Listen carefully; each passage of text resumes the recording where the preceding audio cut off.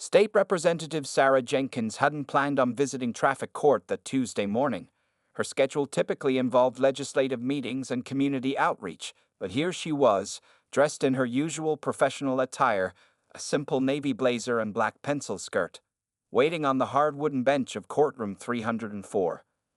The fluorescent lights buzzed overhead as she watched person after person approach Judge William Hawthorne's bench. She noticed how some people received mere warnings while others faced hefty fines. There was something unsettling about the pattern, but she kept her observations to herself, maintaining her quiet composure. Judge William Hawthorne sat high on his bench, his gray hair neatly combed, his black robe pressed and pristine. He had served in this courthouse for 15 years, and many considered him a pillar of the community. His reputation for being strict preceded him, but today, something about his demeanor seemed particularly stern. Next case, his voice boomed through the courtroom. Sarah Jenkins approached the bench. Sarah stood up, smoothing her skirt as she walked forward. The click of her sensible heels echoed in the quiet courtroom. She carried herself with dignity, though she noticed how Judge Hawthorne barely looked up from his papers as she approached. Ms. Jenkins, you are here for parking violation ticket number 47,829, is that correct? His tone was clipped, almost bored. Yes, Your Honor, Sarah replied politely. I understand the violation, but I would like to explain the circumstances. Judge Hawthorne cut her off with a wave of his hand. The sign clearly stated no parking between 4 p.m. and 6 p.m. According to this ticket, your vehicle was there at 4:45 p.m. What's there to explain? Sarah tried again. Your Honor, there was an emergency situation. I was helping an elderly woman who had fallen on the sidewalk. I couldn't just... Ms. Jenkins, the judge interrupted again, his voice carrying a hint of condescension that made several observers shift uncomfortably in their seats. The rules apply to everyone, regardless of their excuses. This is a busy city, and traffic regulations exist for a reason. The court clerk, Mary Wilson, looked up from her computer with concern. She had worked with Judge Hawthorne for years and knew his usual fines for parking violations rarely exceeded $100. Something felt different about his demeanor today. Given your apparent disregard for city ordinances and your attempt to justify your actions, Judge Hawthorne continued, looking down at Sarah with barely concealed disdain, I'm setting the fine at $500. This should serve as a reminder that our laws are to be taken seriously. A collective gasp rippled through the courtroom. Even the bailiff, who had seen thousands of cases, raised his eyebrows at the unusually harsh penalty. Sarah stood there, her expression composed despite the clear injustice of the situation. Years of public service had taught her to maintain her dignity in challenging situations. She noticed how Judge Hawthorne still hadn't really looked at her, hadn't taken the time to see her as anything more than another face in his courtroom. Your Honor, she began calmly, I believe this fine is disproportionate to the violation. That's my ruling, Ms. Jenkins, Judge Hawthorne said firmly, finally looking up at her properly for the first time. Pay the fine within 30 days or face additional penalties. Next case. As Sarah turned to leave, Mary the clerk watched her walk away, noticing how she held her head high despite the unfair treatment. Something about Sarah's demeanor, her professional appearance, and her articulate speech made Mary curious. She had seen countless people come through this courthouse, but something about this case felt wrong. The young law intern sitting in the corner, James Peterson, quickly pulled out his phone and started typing. His eyes widened as he showed something to the person sitting next to him. Soon, whispers began circulating through the courtroom.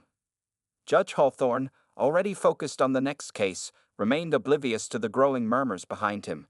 He didn't notice Mary the clerk's troubled expression, nor did he see James the intern frantically writing something on a piece of paper. Sarah Jenkins walked out of the courtroom, her steps measured and confident. She had faced prejudice before, had dealt with people who made assumptions based on her appearance. But this time was different. This time, she was in a position to do something about it. As the heavy courtroom doors closed behind her, she pulled out her phone and made a quick call. Hello, this is Representative Jenkins. I think we need to add something to tomorrow's legislative agenda. The first domino had fallen, and neither Sarah Jenkins nor Judge Hawthorne knew just how far-reaching the consequences of this morning's events would become. The aftermath of Sarah Jenkins' court appearance unfolded rapidly in courtroom 304. Mary, the court clerk, couldn't shake the feeling that something was terribly wrong about what she had just witnessed. As she watched Judge Hawthorne proceed with the next case, James Peterson, the young law intern, approached her desk with trembling hands. "Ms. Wilson," James whispered, sliding a newspaper across her desk. "You need to see this." Mary's eyes widened as she looked at the front page of the State Capitol Times. There, in a clear color photograph, stood Sarah Jenkins at the podium of the state legislature, delivering a speech on criminal justice reform.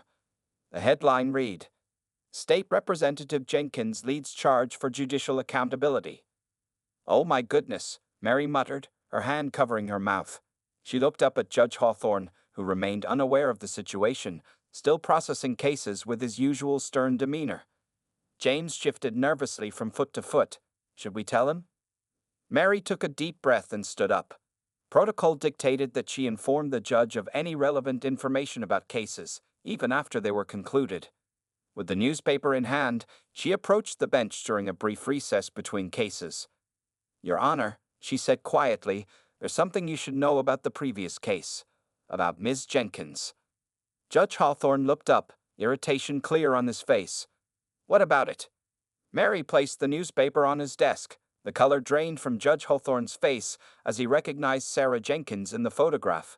His hands, usually steady from years of handling court documents, trembled slightly as he picked up the paper.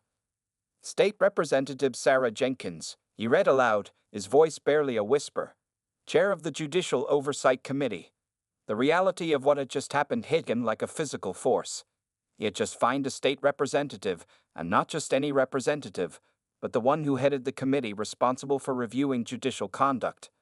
His excessive fine and dismissive behavior were now not just a matter of poor judgment, they were potentially career-ending mistakes. Outside the courthouse, Sarah Jenkins sat in her car, making phone calls.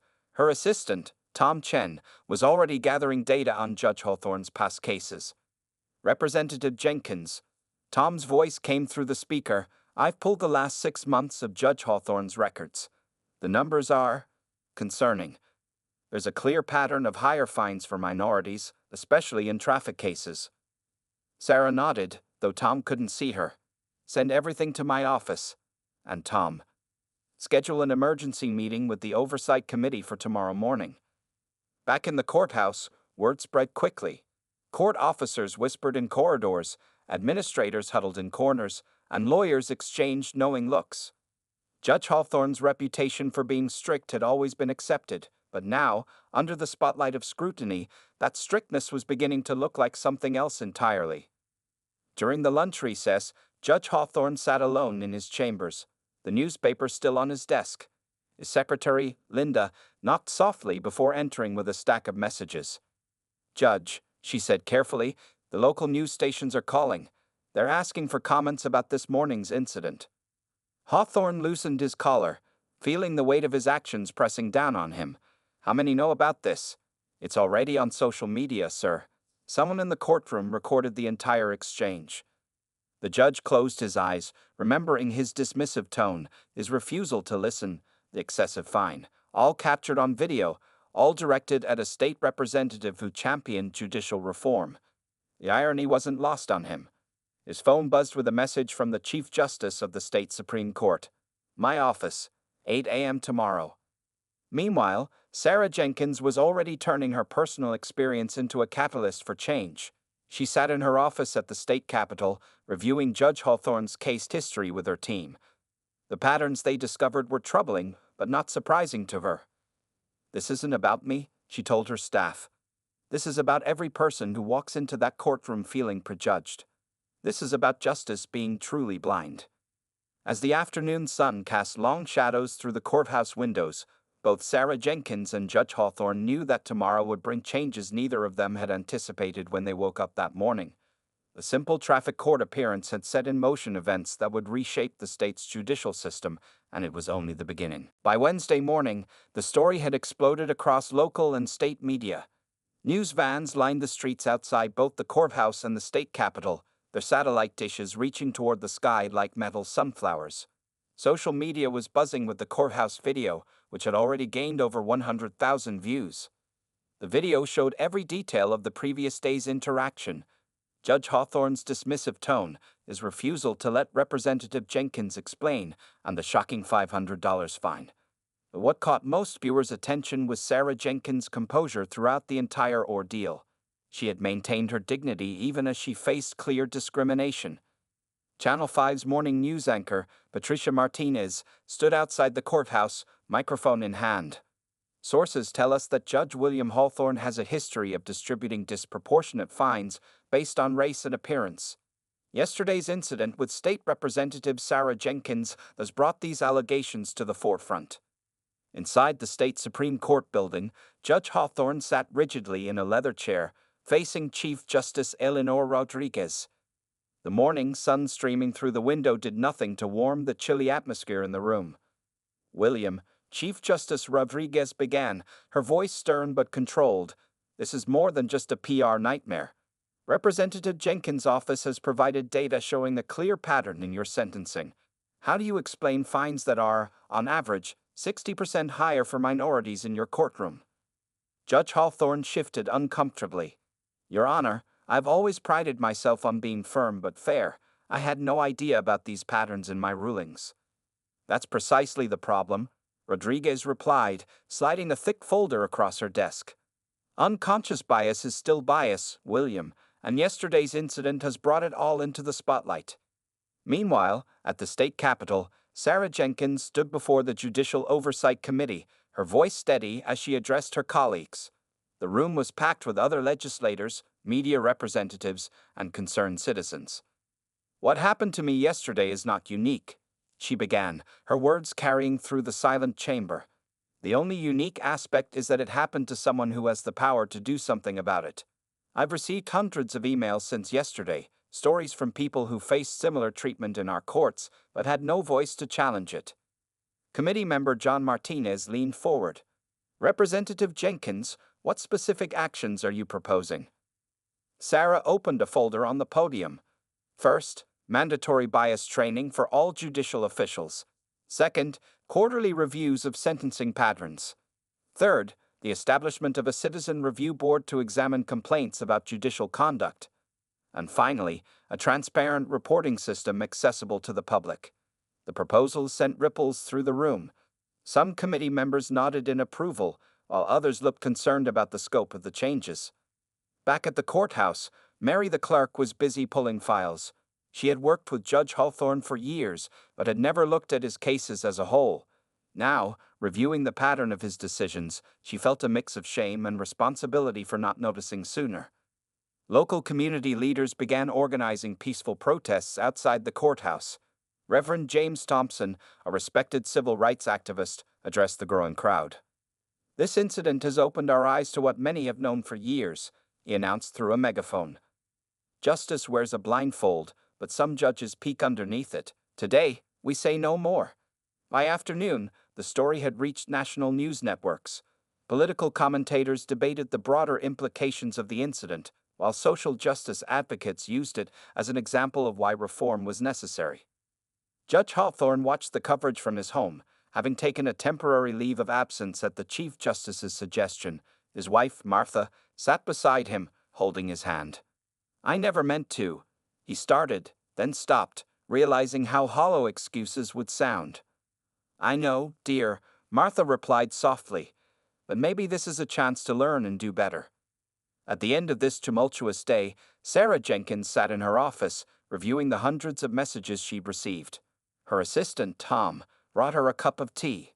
"Representative," he said, "CNN and MSNBC both want interviews tomorrow.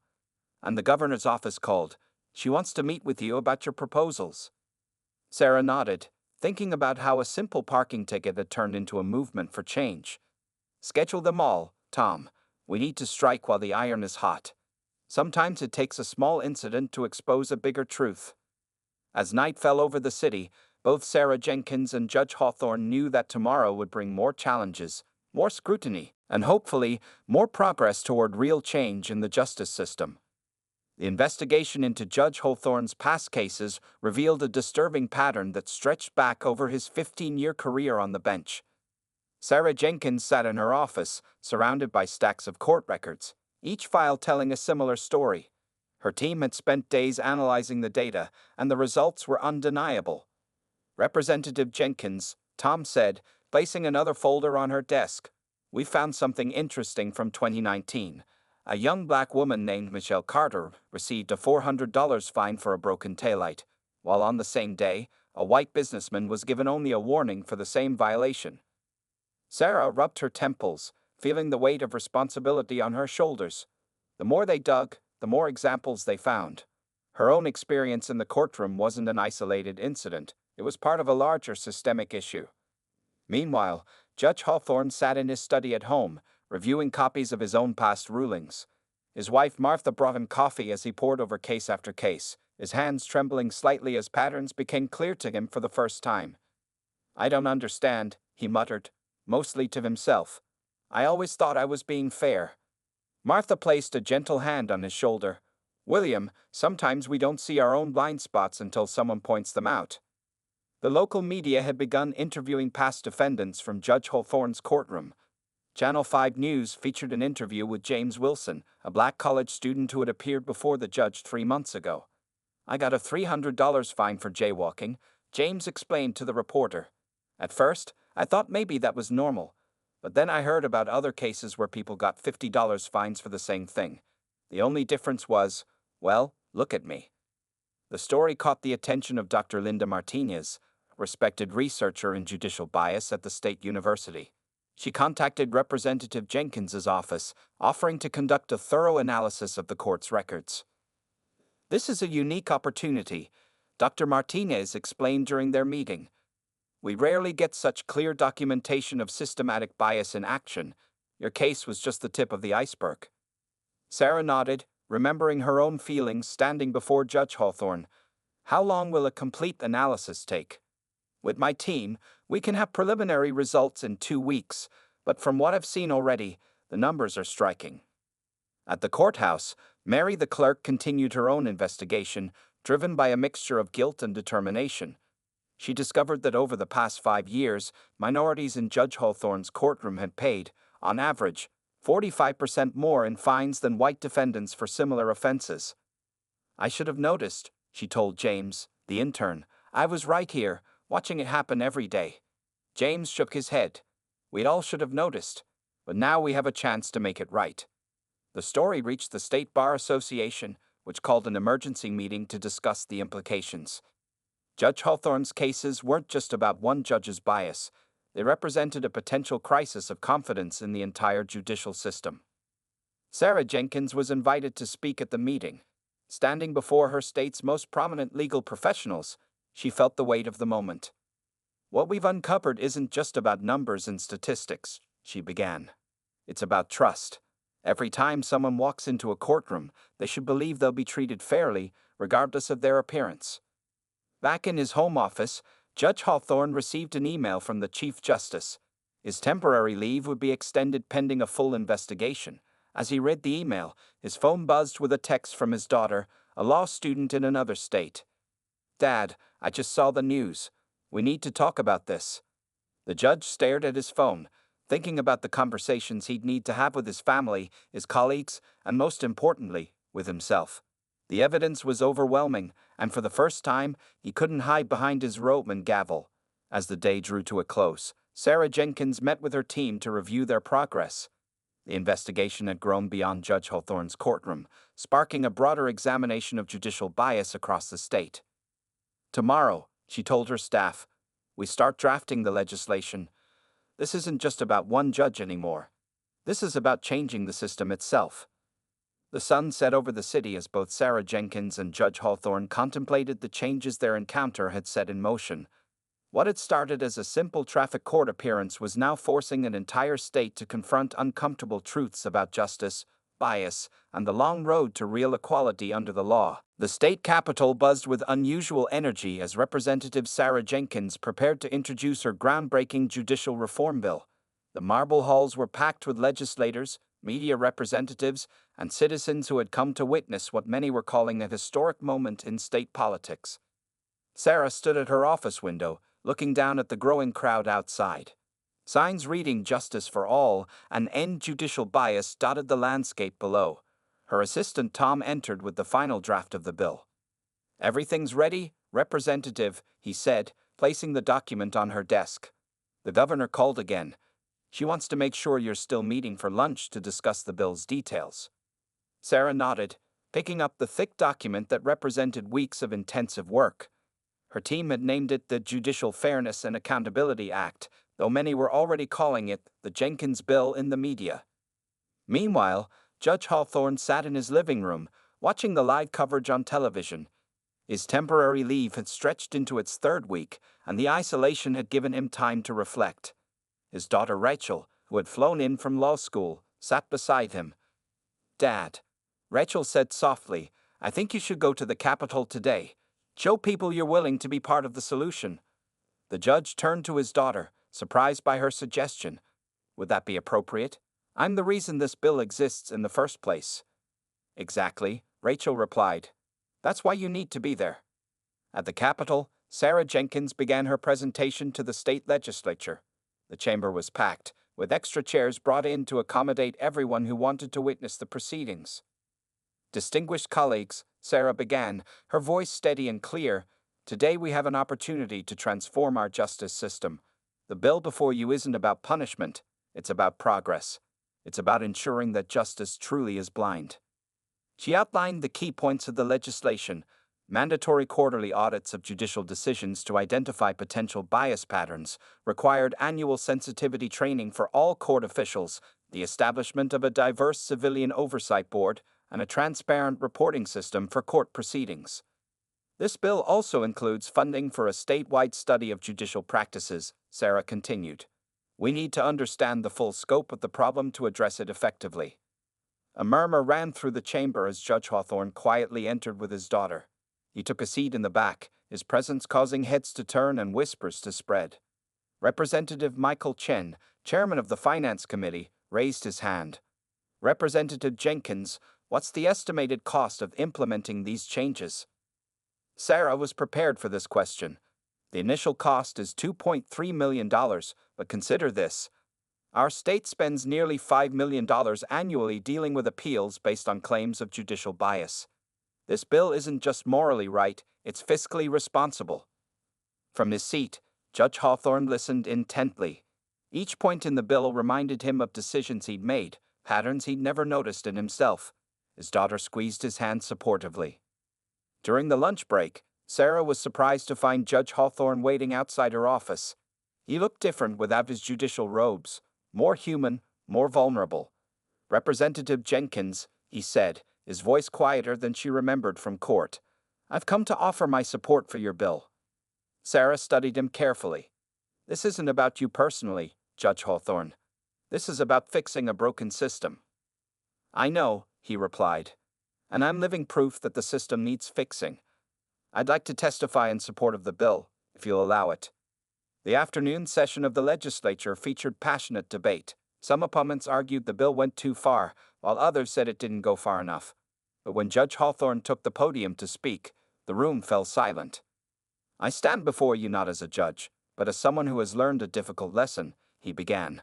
"My experience with Representative Jenkins opened my eyes to biases I didn't know I had. This bill isn't an attack on judges. It's a tool to help us serve justice better." As the sun set over the Capitol dome, the initial vote count showed strong support for the bill. Sarah Jenkins sat in her office, exhausted but satisfied. A photo on her desk showed her younger self graduating from law school, full of dreams about changing the system from within. "We're getting there," she whispered to the photograph, "one step at a time." Outside, protesters began lighting candles for a vigil, their lights twinkling in the growing darkness. The Jenkins bill had taken its first step toward becoming law, and with it, the promise of a fairer justice system was finally within reach. Judge William Hawthorne's journey toward self-awareness began in an unexpected place, a small community center on the east side of town. He sat in the back row of a crowded room, listening to Dr. Maria Rodriguez, a renowned expert in unconscious bias training. Bias isn't always about conscious hatred or discrimination, Dr. Rodriguez explained to the diverse group of judges and court officials. Sometimes it's about patterns we've absorbed over decades without even realizing it. The judge found himself taking notes, something he hadn't done since law school. His hand trembled slightly as he wrote, remembering countless decisions he'd made from the bench. Next to him sat Judge Patricia Chen, a colleague who had encouraged him to attend these voluntary sessions before they became mandatory under the new law. The hardest part, Patricia whispered to him during a break, is accepting that being a good person doesn't make us immune to bias. Meanwhile, across town, local community leaders were meeting with Sarah Jenkins to discuss the implementation of the new Civilian Oversight Board. The meeting room at the public library was packed with concerned citizens, each eager to play a role in reshaping their justice system. The board needs to represent everyone, Sarah explained, standing before a whiteboard filled with suggestions. We need people from all walks of life, all backgrounds, all experiences with the justice system. Among the attendees was Michelle Carter, the young woman who had once received Judge Hawthorne's excessive fine for a broken taillight. She had become an unexpected voice in the movement for judicial reform. I want to help make sure what happened to me doesn't happen to anyone else, Michelle told the group. But this isn't about revenge. It's about making things right. Back at the training session, Judge Hawthorne participated in an exercise that shook him to his core.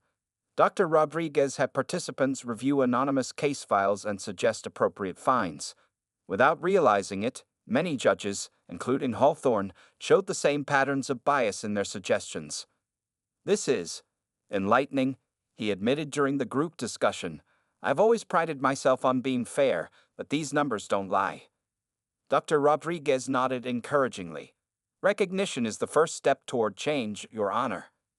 That evening, Judge Hawthorne met with his daughter Rachel at a small cafe near the courthouse. She had postponed her return to law school to support her father through this transition. Dad, she said, stirring her coffee, do you remember when I was little, and you taught me that justice means treating everyone the same? He nodded, remembering those simpler times. Well, Rachel continued, maybe you were wrong. Maybe true justice means understanding our differences and making sure they don't affect our judgment. The judge sat back, letting her words sink in. His own daughter was teaching him something new about the principles he thought he understood so well. At the courthouse, changes were already visible.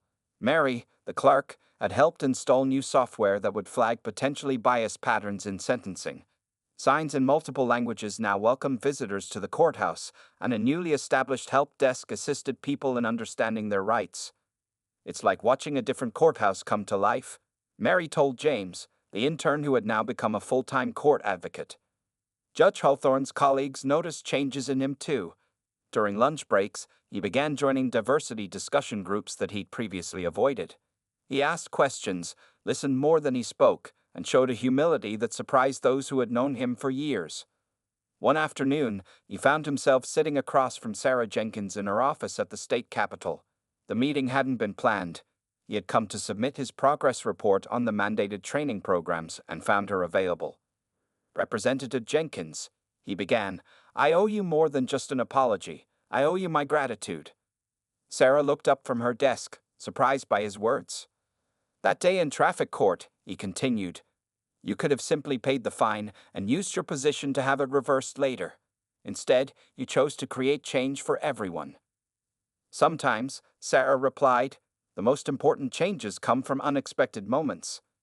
As Judge Hawthorne left the Capitol that evening, he passed a school tour group learning about state government. The guide was explaining how one small incident in traffic court had led to sweeping reforms in their state's justice system. The judge smiled to himself, thinking about how far he'd come from that day in his courtroom. He wasn't just learning about bias. He was learning about growth, change, and the ongoing journey toward true justice. His transformation wasn't complete, but for the first time in his career, he was truly beginning to understand what it meant to be a fair judge. The transformation of the state's judicial system began to show real results 6 months after the Jenkins bill became law. The courthouse, once seen as an intimidating fortress of bias, was becoming a model for change that other states wanted to copy. On a bright Monday morning, reporters gathered in the main courthouse lobby where Sarah Jenkins and the newly formed Civilian Oversight Board prepared to share their first quarterly report. The large screen behind them displayed colorful charts showing dramatic changes in sentencing patterns. In just 6 months, Sarah announced, "We've seen a 40% reduction in sentencing disparities across all demographic groups. But numbers only tell part of the story." Michelle Carter, now serving as the vice chair of the Oversight Board, stepped forward to share her perspective. "What's most impressive is the change in how people feel when they walk into this courthouse. They no longer expect to be judged by their appearance." The changes were visible everywhere. The once empty courthouse lobby now hosted a help desk staffed by multilingual volunteers. Weekly Know Your Rights workshops drew crowds from all communities. Even the art on the walls had been updated to reflect the diverse population the court served. Judge Hawthorne, who had returned to the bench 3 months ago, sat in his chambers watching the press conference on his computer. His desk, once covered only in legal books, now displayed certificates from various bias training programs and a framed photo of him with his diversity discussion group. Mary, his clerk, knocked on his door with the morning's case files. "Your Honor, your first case today is interesting. It's another traffic violation." The judge smiled, remembering how a simple traffic case had changed everything. "Thank you, Mary, and remember, I want you to flag anything in my decisions that shows potential bias patterns." In the courthouse cafeteria, other judges who had initially resisted the changes were now sharing stories of their own growth. Judge Patricia Chen led a weekly lunch meeting where judges could discuss challenging cases and check their assumptions. "Yesterday," she told the group, "I caught myself making a quick judgment about a defendant based on their appearance. But thanks to our training, I recognized it and corrected myself." The state's success was drawing national attention. News crews from major networks set up their equipment outside the courthouse, preparing to document what many were calling the justice revolution. Sarah Jenkins had already received calls from legislators in 12 other states asking for advice on implementing similar reforms. That afternoon, Judge Hawthorne presided over a case that tested his progress. A young man stood before him, charged with a minor violation. 6 months ago, the judge might have made quick assumptions. Today, he listened carefully to the entire story before making his decision. "The law must be applied fairly," he announced to his courtroom, "but it must also be applied with understanding of individual circumstances." The defendant's mother, sitting in the gallery, wiped away tears as she whispered to her neighbor, "This is not the same courthouse I knew a year ago." Meanwhile, at the state capitol, Sarah Jenkins met with a group of law students who had been tracking the changes. Among them was Rachel Hawthorne, Judge Hawthorne's daughter, who was writing her thesis on judicial reform. "The most powerful change," Rachel explained to the group, "isn't just in the statistics. It's in the mindset of everyone involved in the justice system." Sarah nodded, remembering her own experience in traffic court. Sometimes it takes a small moment to spark a big change. As the day drew to a close, the courthouse steps hosted a community celebration. Food trucks lined the street, local musicians played, and people from all walks of life mingled together. The fortress-like building had become a symbol of positive change. Judge Hawthorne stood at his chamber window, watching the celebration below. Mary joined him, holding 2 cups of coffee. "Did you ever imagine," she asked, "that your courtroom would be part of such a big change?" The judge shook his head. "No, but I'm grateful it was. We're not perfect yet, but we're getting better every day." Outside, as the sun set behind the courthouse, children played on the steps where protesters had once stood with signs. Their laughter echoed through the marble halls, a reminder that change, while sometimes difficult, could create a better future for everyone. Sarah Jenkins, watching the same scene from the street, felt a sense of accomplishment. The system wasn't perfect yet, but it was moving in the right direction. Real change was happening, one case at a time, one day at a time, one mind at a time. 1 year after the traffic court incident that changed everything, the State Judicial Conference Center was filled to capacity. Judges, lawyers, lawmakers, and community leaders from across the country gathered for a landmark symposium on judicial reform. The main event, a joint presentation by State Representatives Sarah Jenkins and Judge William Hawthorne. The unlikely pair stood side by side on the stage, their journey from adversaries to allies symbolizing the very change they had helped create. Behind them, a large screen displayed the impressive results of their year-long reform effort. A 70% reduction in sentencing disparities, a 90% approval rating for the Civilian Oversight Board, and successful implementation of similar programs in 5 other states. A year ago, Sarah began, addressing the packed auditorium, I walked into a courtroom expecting justice. What I found instead was an opportunity for change. Judge Hawthorne stepped forward, his demeanor markedly different from the stern judge of a year ago. And I sat on that bench, believing I was delivering justice, when in fact, I was demonstrating exactly why our system needed to change. The audience included Michelle Carter, now the executive director of the state's new Justice Equality Initiative, and Mary the clerk, recently promoted to chief court administrator. James, the former intern who had first recognized Sarah in court, was now working full-time on implementing similar reforms across the country. The most powerful lesson, Judge Hawthorne continued, was learning that good intentions aren't enough. We need systems, oversight, and most importantly, the courage to face our own biases. During the question and answer session, a judge from Texas raised his hand. How do you respond to critics who say these reforms make judges too cautious, too worried about appearing biased? Sarah smiled, having heard this concern before. Justice shouldn't be about snap judgments. If being more thoughtful means being more fair, then that's exactly what we want. In the front row, Rachel Hawthorne beamed with pride. Her thesis on judicial reform had been published in the Harvard Law Review, and she was preparing to start her career as a civil rights attorney. Next to her sat her mother, Martha, who squeezed her hand as they watched Judge Hawthorne speak about his personal transformation. After the main presentation, attendees moved to the conference center's garden for a celebration. Food from various cultures filled the buffet tables, representing the diverse community the reformed justice system now served more fairly. Dr. Rodriguez, who had led the bias training programs, chatted with judges from other states. The key, she explained, was making everyone understand that acknowledging bias isn't an accusation, it's the first step toward improvement. Sarah found herself standing next to Judge Hawthorne at the dessert table. Did you ever imagine, she asked, that a parking ticket would lead to all this?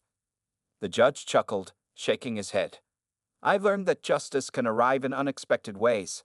Sometimes it comes with a fine, and sometimes it comes with a lesson.